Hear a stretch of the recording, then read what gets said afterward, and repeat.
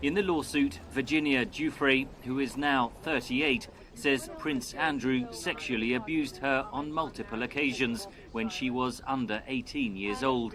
The lawsuit alleges this happened during visits arranged by the convicted sex abuser Jeffrey Epstein, who committed suicide while awaiting trial in 2019.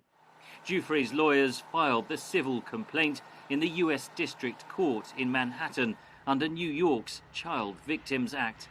US law enforcement is conducting separate investigations into Jeffrey Epstein's crimes and his accomplices who allegedly helped to groom and traffic women and girls. In international law, you have to take any criminal cases first before any civil case. So I think it's almost a racing certainty that this case filed by Virginia Giuffre to preserve her rights will actually be stayed until the outcome of the law enforcement investigations in the United States.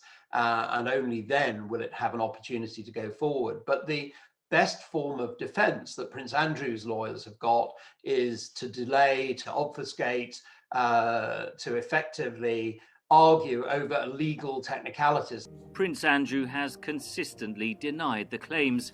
As a member of the royal family, he is entitled to immunity from prosecution, says Stevens.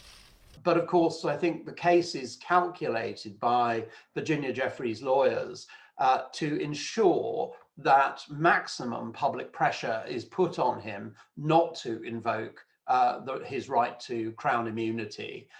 In the town of Windsor, west of London, in the shadow of the royal castle, many residents said Tuesday that justice should be served. I feel if there are any, underlying issues, then they need to be addressed. If something happens, if a young person is taken advantage of, then clearly that has to be dealt with. Prince Andrew has already stepped back from royal duties.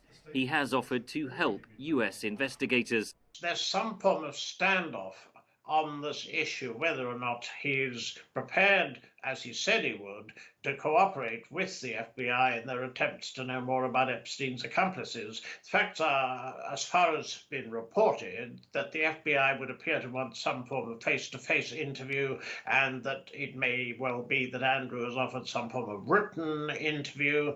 Later this year, Jeffrey Epstein's associate, Ghislaine Maxwell, is due to stand trial in New York, charged with procuring and trafficking underage girls. She has denied the charges. She was a close friend of Andrew's. If anything were to emerge then that we don't know, that will bring further embarrassment. Meanwhile, it was announced Monday that a fund to compensate Epstein's victims has paid out more than $121 million to 138 people. Henry Ridgwell for VOA News, London.